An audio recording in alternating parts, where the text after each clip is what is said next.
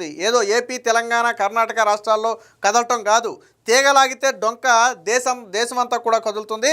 దీనికి సంబంధించి నిన్న ఏకకాలంలో దేశవ్యాప్తంగా పలు రాష్ట్రాల్లో 15 చోట్ల ఈడీ అధికారులు అయితే సోదాలు నిర్వహించారు. దీనిలో కొన్ని కీలక పత్రాలు స్వాధీనం చేసుకున్నారు.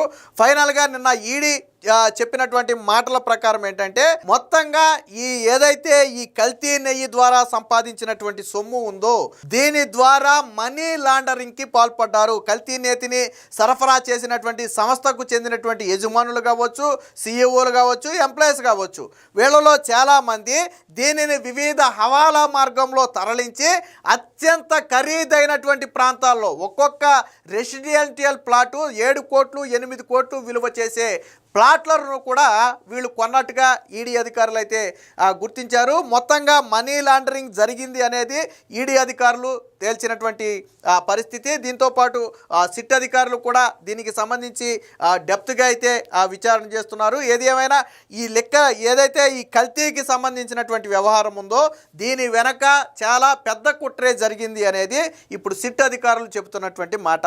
అంతే, ఒక ప్రీప్లానుడ్గా అసలు నెయ్యే కాని ఒక పదార్థాన్ని తిరుమలకు సరఫరా చేసి నెయ్యి రూపంలో డబ్బులు కొట్టేసి 100 కోట్ల రూపాయలు, దాదాపుగా 300-400 కోట్ల రూపాయలకు పైగా హవాలా మార్గంలో తరలించి దేశంలోని వివిధ ప్రాంతాలలో ఖరీదైన చోట్ల ప్లాట్ల రూపంలో కావచ్చు, స్థిరాస్తుల రూపంలో కావచ్చు, లేదా విల్లాల రూపంలో కావచ్చు కొనడమే కాకుండా కొన్ని మార్కెట్లలో పెట్టుబడులుగా పెట్టినట్టుగా కూడా ఈడీ అధికారులు అయితే గుర్తించారు. దీనికి సంబంధించినటువంటి వార్త వచ్చింది, ఒకసారి చూద్దాం. కల్తీ నెయ్యి సొత్తుతో రియల్ దందా, 45 కోట్ల స్థిరాస్తులు కొన్న ముఠ, నిందితులు వారి కుటుంబ సభ్యుల పేరిట విలువైన చరాస్తులు నిగ్గు తేల్చిన ఈడీ.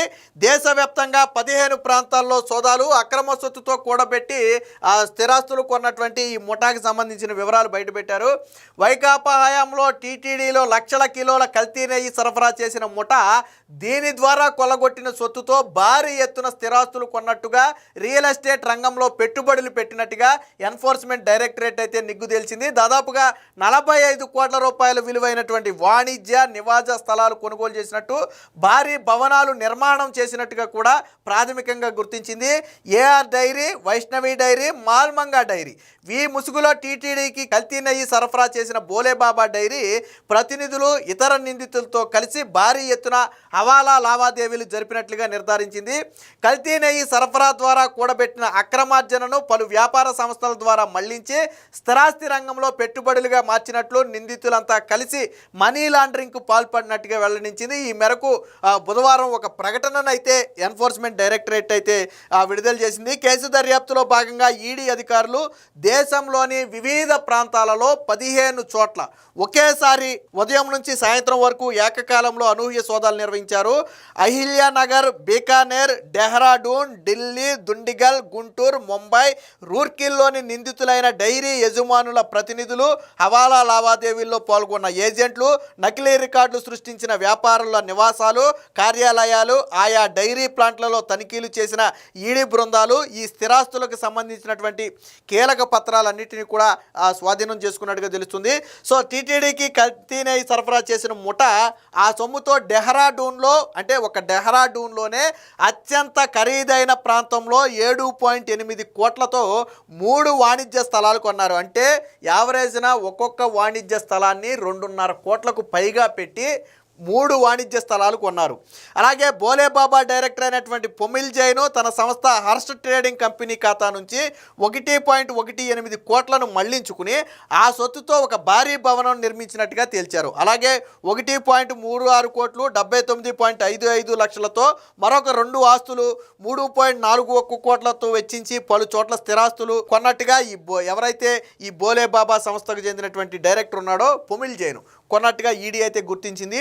ఇవి కాక మరికొన్ని స్థిరాస్తులు కొన్నట్లుగా తేలడంతో ఆరా తీస్తుంది. పలు సంస్థల ఖాతాల నుంచి వేతనాల పేరిట కోట్ల రూపాయలు తీసుకుని వాటితో భారీగా ఆస్తులు కొన్నట్లుగా నిందితులు వారి అక్రమ సంపాదనను వేరే ఖాతాల్లోకి మళ్లించినట్టుగా బోగస్ కంపెనీల నెట్వర్క్ నకిలీ లావాదేవీలు ఇన్వాయిస్లు సృష్టించినట్టుగా ఈడీ అయితే గుర్తించింది. అంటే భవిష్యత్తులో దొరికినా ఇబ్బంది ఉండకూడదనే ఉద్దేశంతో ఈ నకిలీ ఇన్వాయిస్లు, బోగస్ ఇన్వాయిస్లు సృష్టించి జీతాల పేరుతో ఖాతాల నుంచి డబ్బులు మళ్లించారు, కానీ వాస్తవానికి ఎవరికీ జీతాలు ఇవ్వాల.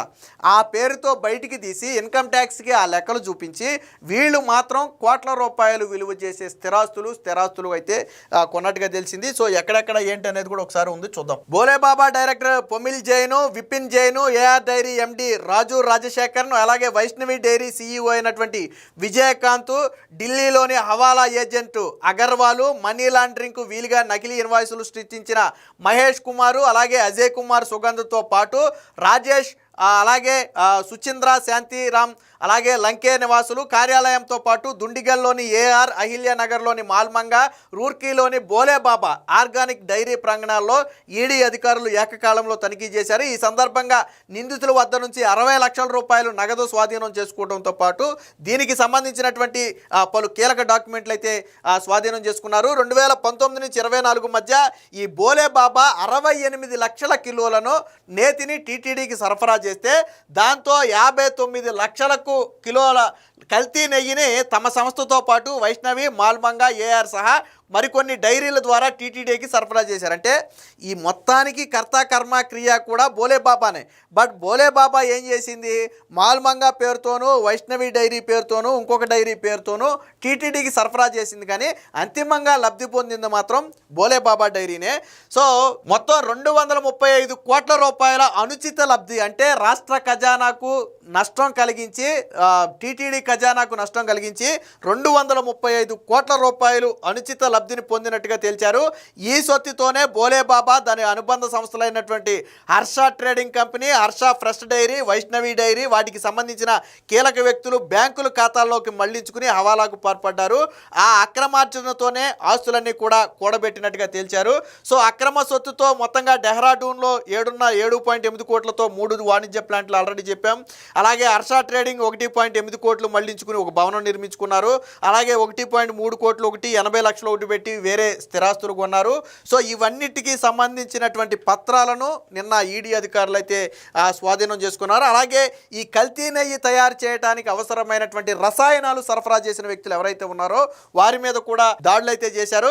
కల్తీ నెయ్యికి అవసరమైనటువంటి రసాయనాలను బోలేబాబా డైరీ తన అనుబంధ సంస్థలైన Harsha trading, Harsha fresh dairy పేరిట కొనుగోలు చేసింది. ఢిల్లీ, పంజాబాగ్లో ఉన్న సుగంధ ఆయిల్ అండ్ కెమికల్ సంస్థ యజమాని అజయ్ కుమార్తో పాటు పామ్ కేర్న్ ఆయిల్, కొబ్బరి నూనెల పేరిట నకిలీ ఇన్వాయిస్లు సృష్టించి ఏకంగా 6.51 లక్షల కిలోల రసాయనాలను బోలేబాబా డైరీకి సరఫరా చేశారు. ఈ క్రమంలో వారి మీద కూడా వాళ్ళకి చెందినటువంటి సంస్థల మీద, ఆఫీసుల మీద కూడా నిన్న ఈడీ అధికారులు అయితే రైడ్స్ చేసి కొన్ని కీలక పత్రాలు అయితే స్వాధీనం చేసుకున్నారు. మొత్తంగా ఈ కల్తీ నేతి వ్యవహారంలో లబ్ధి పొందిన వారందరూ కూడా స్థిరాస్తుల్లో పెట్టుబడులు, కోట్ల రూపాయలు పెట్టుబడులు పెట్టినట్టుగాను, అలాగే హవాలా మార్గం ద్వారా ఈ డబ్బులన్నీ మళ్లించినట్టుగాను, మనీ లాండరింగ్ జరిగినట్టుగాను ఈడీ అధికారులు అయితే స్పష్టమైన ఆధారాలు బయటపెట్టడం జరిగింది. దీనికి సంబంధించి ఇప్పటికే సిట్టు విచారణ కూడా పూర్తయింది. ప్రస్తుతానికి సుప్రీంకోర్టుకు